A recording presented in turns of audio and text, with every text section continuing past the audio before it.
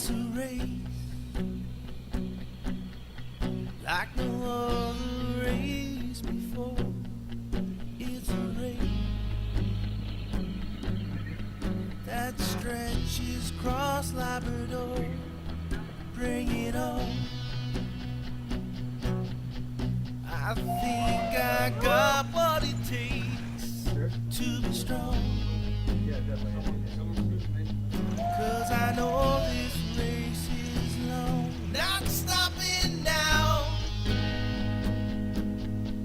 Gotta keep the throttle down. Not stopping now. This quest can't stop me now. Across the big land. My journey's almost done. Across Cain's land. This quest I will have won. Not stopping now. Gotta keep the throttle down. Not going down. Hello world, day 6 Cain's Quest 2016, Wednesday they say, I'm told. So we got a lot going on. The race is getting tight, it's getting close to the end. I don't know about you, but I am pumped. Before we bring you the highlights, met a new friend, connected, a Cain's Quest fan, of course, we connect at the mall today, Kevin Myers. And we had a little chat about the race, and he's a very big fan of Cain's Quest, so shout out to Kevin Myers. Kevin's team is Team 44. We're both sad that they're out, but he's now cheering for Team 22. And last I saw Kevin, they're doing very well in the leader pack. So we're both having our fingers crossed, and shout out to Kevin's team. So today, busy day at Cain's Quest headquarters. Our fans have been closely watching things, looking extremely tight. Yesterday, as we discussed, race plans introduced for the first and only time this race, a flexible layover option. So race teams were given the option to take 8-hour layover at any community between checkpoint 7 and 12 in multiples of 2 hours. That's outside of the 2 remote checkpoints between those. While it was difficult at this time to determine the leader, it was interesting to watch the strategy of each team and how they split or didn't split their 8 hours. 5 teams, 22, 24, 87, 88, and 99 decided to ride straight through to Cartwright and take their full 8 hours there, while others took their 8 hours earlier in the racing time. Team 6, 8, 17, 30, and 55 did just that, while we saw other teams spread the 8 hours over a number of checkpoints. A lot of different strategies. Everybody's got something going on, and the racers are different. So Cain's Quest currently has 13 scratches, 2 of which are new since we aired last night. We are so sorry to hear that teams 82, Team Yamaha, Rick and Randy, our hearts go out to you, and Team 62, Labrador South Racing, had 2 scratch. Medical for Team 82, mechanical for Team 62. Both teams gave it a fantastic try, and as CQ fans, we're extremely proud of you guys and can't wait to see you back in 2018. The remaining 24 teams appear to be separated into 3 other groups. Let's have a little look here.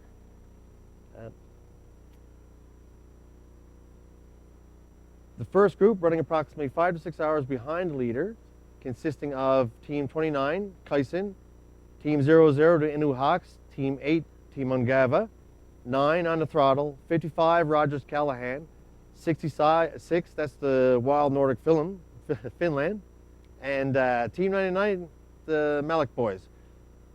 Keep her up, guys. You're having a fantastic race. We're loving watching you. We're cheering for you all. It's the big race to the finish. You see the leaderboard roughly. Can we scroll back up? So right now it looks like roughly, and again, you can't really determine exact leader, as everybody knows. Roughly, the leading pack is Team 59, Team Nain. That's Joey Agnetok and Sydney Dicker. Team 22, Maine. Gardner Milley, of course. Where's Bo Cycle? That's Dion Wakefield and Warren Alsip. Abel's Revenge, Robert Newton, Joey Lukum. And Postville, Dennis Jock and Leon Jock. Keep up the fantastic rates, guys. I'd like to bring in now the race official, Keith Canning. I'm just going to have a little chat with Keith. Welcome, Keith. Hi, Sean. How you doing? Good. So can you explain to the viewers first what your job is with Cain's Quest, please? I'm the race marshal for the 2016 race, and I oversee the race from start to finish, watching for infractions and issuing penalties or making calls on a case-by-case basis, depending on what comes into the headquarters from the checkpoints. Fantastic. So there's 37 teams. It's very, very busy times for you. Yeah, it's been busy. Well, for all the volunteers, I should say, and the folks at all the checkpoints at the headquarters, everyone involved. It's extremely busy. We're punching probably 12, 15 hours a day typically, and late calls in the evenings and whatnot. And it's easy to do, isn't it? Well, look, Cain's Quest has got the ability to do that some things other in Labrador can't do. This is probably the biggest common denominator that brings all the 4 groups across Labrador together. And even like some of the folks out there watching right now, young kids, whether they be in Makovic or Nain or whatnot, one of those kids looking back at us right now might be the winner of one of these races down the road. So, exactly. So you're a big fan yourself. oh yeah, for sure, yeah. Is it not addictive? Do you catch the same buzz that I'm catching? Now you're a little bit more calm. Yeah. But inside, what's?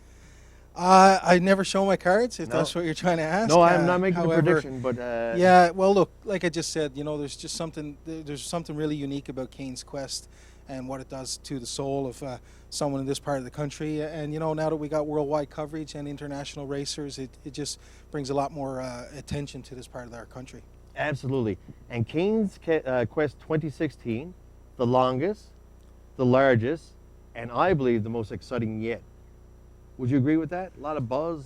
Without a doubt, I'm sure every race, you talk to racers and officials, volunteers across the whole of Labrador, they'll say each race has its specifics and differences, but I must say this one is especially exciting. Fantastic, Keith. Thank you very much for your time. No And problem. I hope your horse has a chance in the race. You're still not tipping your cards. Absolutely not. Thank you very much. Thank you. Take care, bud.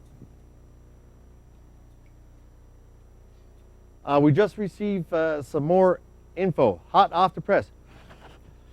Top 3 teams currently are 22, which would be Team Maine Gardner, I believe. Team 20, if I'm not mistaken, is Team Postville. And Team 59 would be Nain. They're kilometers outside checkpoint 17, Sheshashi Northwest River, with teams 3 and 67. That's the lads from out west. There's a team from Alberta, a team from Saskatchewan, hot on their trail. I got cold shivers. Racers will take a 12-hour layover, so enjoy your rest, guys. As you can see, today has been a busy Cain's Quest day. The race is definitely on like Donkey Kong.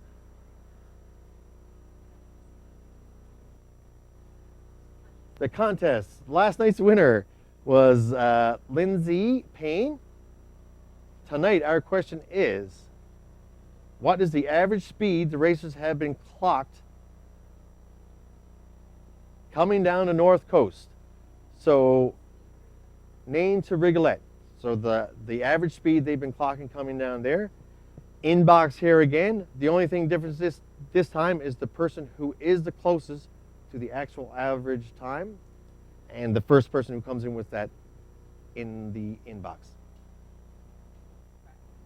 And you'll get some swag. I'm sorry if people misunderstood. You don't necessarily get this swag.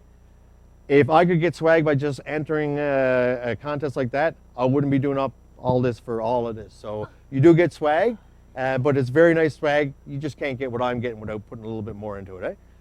So our community profile, is that next? No, sorry, right now we're going to wrap footage that came over the last little while from yesterday and this morning.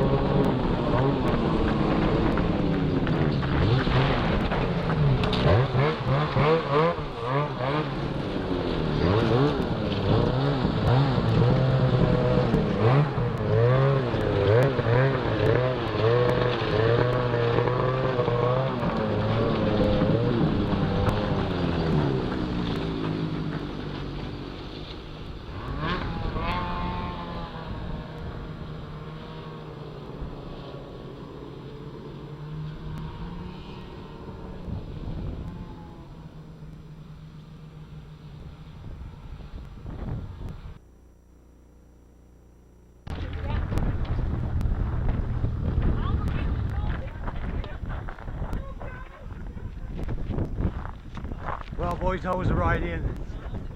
Long. How you feeling? I'm tired, no? No problems? No, there are no issues, man. Hey brother. How's it going? Good, how you doing? Not too bad. Sore, stiff. Eat out.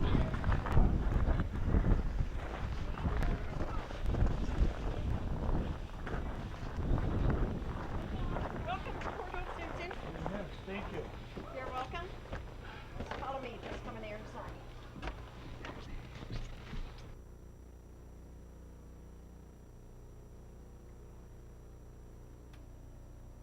Good evening, everyone, and this is, from what we are hearing, beginning to be a bit of a fan favorite.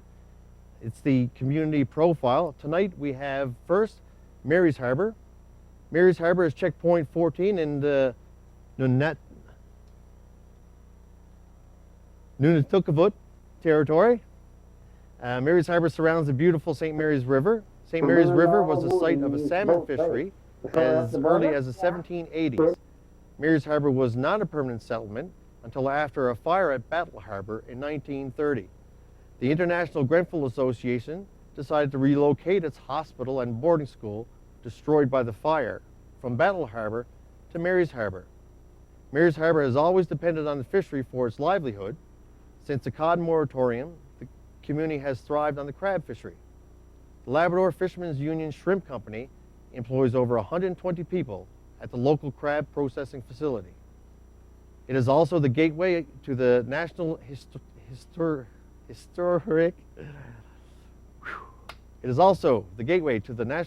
District of Battle Harbor, population 474. Mary's Harbor is a 10-hour layover for the leading 15 teams that arrive from checkpoint 13, Port Hope Simpson.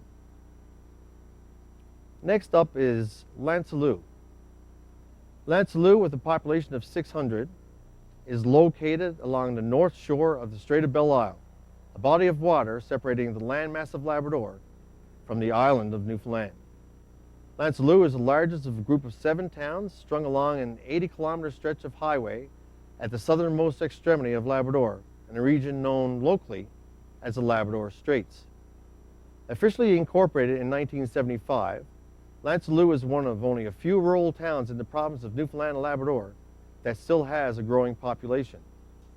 Thank you to our wonderful volunteers and sponsors at our Lancelot checkpoint. Excellent. So now, as we have been doing since the original guy got fired, we're going to go to Sarah Flight outdoors with the weather update.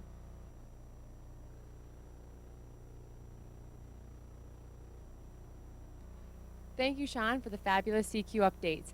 This race has truly turned into the endurance race all fans expected it to be.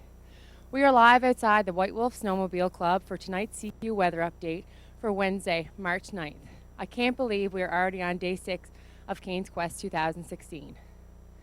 Here in Labrador West, it is currently minus 15 with scattered flurries. Overnight, we expect it to drop to minus 23, feeling like minus 33, and partly cloudy. Today, our racers are heading down the south coast, where they will certainly see a lot less snow in comparison to the north coast. As they enter checkpoint 14, Mary's Harbor, the weather seems to warm up a little bit and is currently minus 12, feeling like minus 20 with cloudy with clear breaks.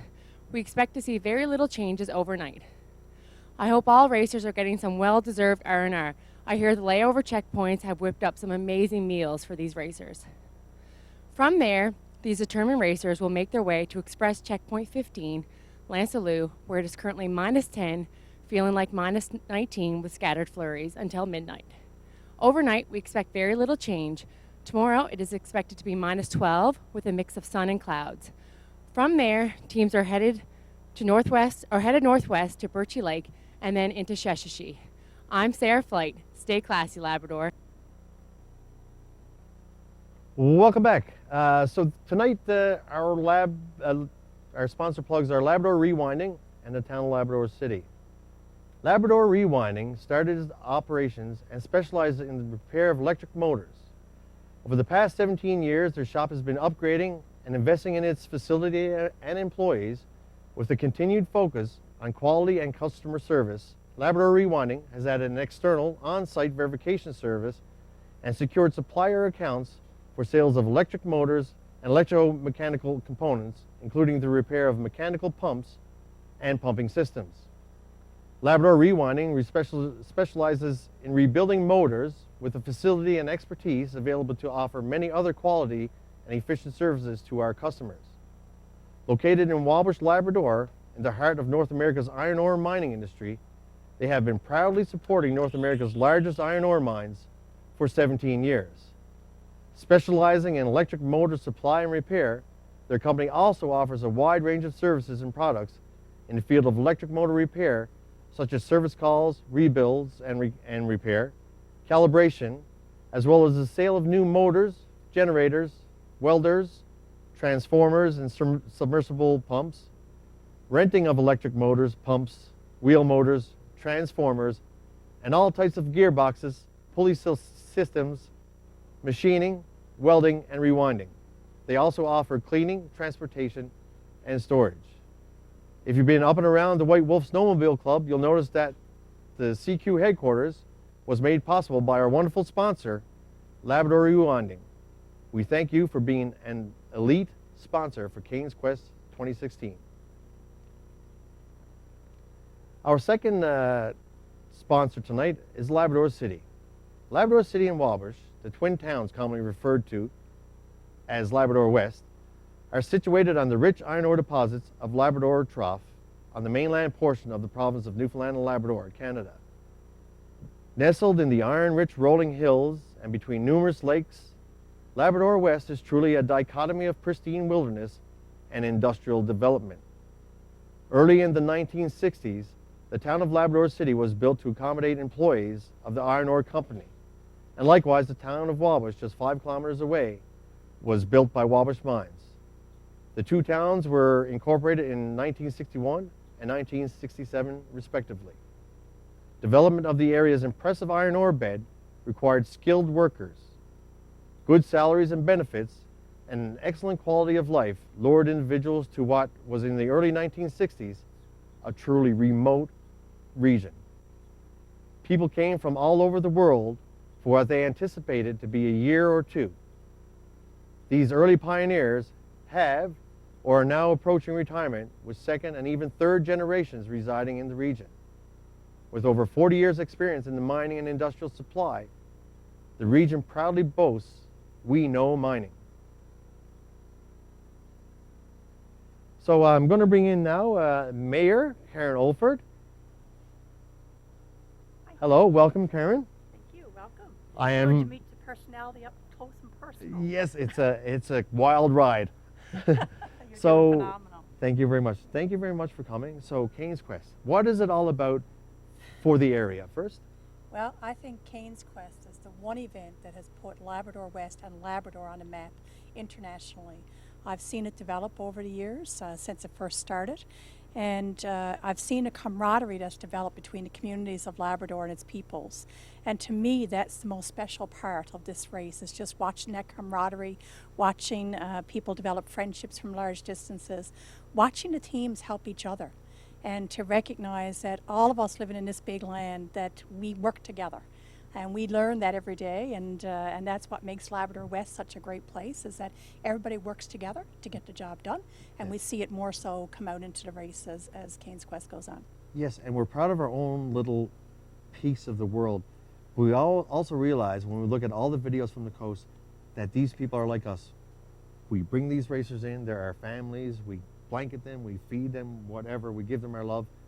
Is that Labrador for you? To me, that's Labrador. I moved here in '86. My husband's family is from here. Third generation working in the mines, like you say now, with my family. And the reason that we've stayed is because of the people. It's the people that come together, that work with each other, that see each other through the tough times, and are there to cheer each other on when times are good as well. So to me, that's what brings us here. It's what keeps us here. And it doesn't matter if you're from Nain, Hopedale, Mary's Harbour, or Labrador West. People love our big land. We love what it has to offer. We love the richness of its resources and its natural wonders. And to me, when I seen those Northern Lights pictures, is one of the things I love the most when I'm at my cabin, is looking at them. But the reds from the Cain pictures a couple of nights ago were just so spectacular. What a landing. And we have a beautiful, beautiful land mass here in Labrador, and the people are equally as beautiful. And this race showcases both. Definitely huge assets, both of them. Enough of the foolishness. What do you think of the race? I was glued to the start of the race from my cell phone in Montreal Airport, and I had the little crowd gathered around me as they were looking at my excitement, looking at this little screen. I'm so pleased with how the race is going. Certainly the stories of helping others out that have been stranded, Yes. you know, make a huge, I guess, really tug at your heartstrings, because you know that those racers have put their all into this for 2+ years, Yes. and yet here they are willing to step back and help out another individual, and which may take away their opportunities. But that's not what it's about today. No, exactly. And so, you know, those things plus the whole strategy piece of it, I guess, watching some racers go different directions and how they navigate, how they choose to take their layovers. It's very exciting. And very exciting to see the excitement in all the communities as well, up and down the coast. Some of these small communities of 200-300 people, and it looks like everybody is out. Everybody's out. Everybody is out. Yeah. No matter what time of day or night, everybody is out waiting. And it's fantastic. It's electric, is it not? It is electric, yeah. And I love it, and I can tell that you do. Love it. We love our Labrador. Come see us. Come see us, and thank you very much to all the volunteers all over Labrador that have made this race possible. Definitely. Because without this team, I'm here now, and there's about 20 people in the room behind the scenes making this happen. And I know there's hundreds spread throughout all of Labrador that are making this race possible. So thank you to everybody, and we look forward to the next 2 years. 2018, the planning right? starts at the end of the race, I know. There's nothing else I can do to close this out any better than this. Karen, thank you very much. Thanks so much. See you later. See you tomorrow.